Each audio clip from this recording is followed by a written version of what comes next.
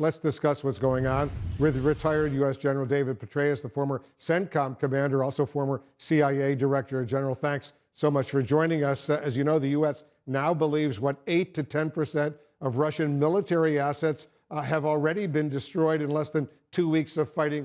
Can they sustain that rate of loss for several more weeks or even months? Well, it remains to be seen, Wolf. I very much agree with Jim's assessment. This is a grinding affair. Also, the assessment by retired General Anderson that, again, it's a race between our efforts to supply the Ukrainians and the Russian efforts to actually resupply their forces. Their logistics have been woefully inadequate so far, and to get set so they can finally launch what they believe will be the main effort attack on Kyiv. Of course, they want to replace the Zelensky government with one that is pro-Russian. That's the overriding objective. But it's also a race, I think, Wolf, to see how long the Russian soldiers can maintain the intensity. They're about to enter the most difficult of all combat, and that is urban combat. And we used to discuss, how long can you keep soldiers doing this? How many more buildings, how many more rooms can a soldier enter? Each time they enter, the adrenaline's pumping. It's a very grinding, draining experience. And I don't know that Russia has the replacements. You'll recall in Iraq and Afghanistan, we replaced some of our forces every 6 months. Our soldiers, our army forces were replaced every 12 months, 15 months during the surge, a long time in combat, but we always had that rotation going.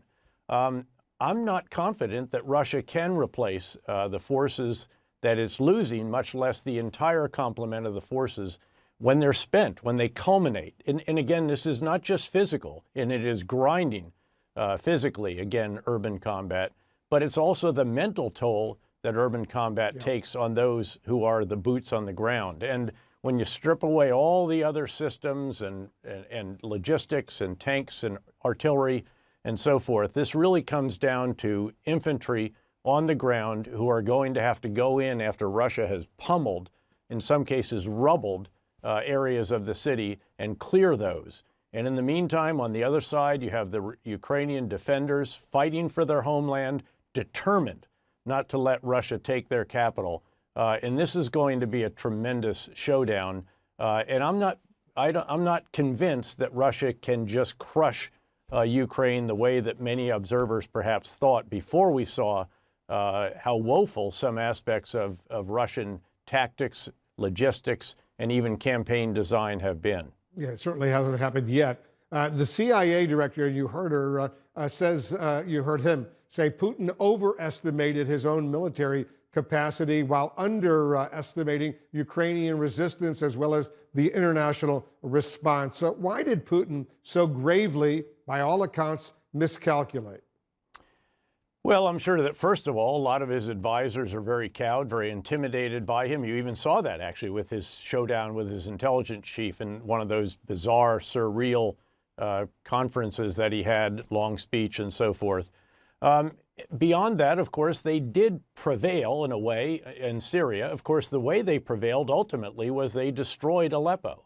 Again, it was Syrian forces on the ground, though. It was not the Russian forces. They were doing the bombing campaign and some special operations. The same in Grozny. If we remember, that was a long, protracted campaign. There's some real differences here. And number one is just the sheer quality, capability, innovativeness, resourcefulness of not just, again, the Ukrainian soldiers, it's also the partisan units and even the other resistance. This is the equivalent of, the French in World War II, who are just finding every diabolically creative way to make life difficult for the Russians, whether it's jamming their frequencies, changing road signs, or actually picking off the fuel trucks in that 40-mile convoy to exacerbate the logistical challenges that Russia is already experiencing. So again, this is going to be a tremendous showdown in Kyiv. And again, I don't know how long the Russian soldiers can keep at this. If you think of the losses, I mean, they're approaching again, the very high estimate there is starting to approach what we lost in 20 years of combat in Iraq. And I remember how difficult some of those weeks and months were. I can't imagine what the strain must be on the tactical level. Commanders, those above them, and of course they've even lost some multi-star generals, another one of them just in recent 24 hours or so. Yeah, it's not going well for them. We'll see how desperate Putin becomes. General David Petraeus, as usual, thank you so much for your analysis. We appreciate it.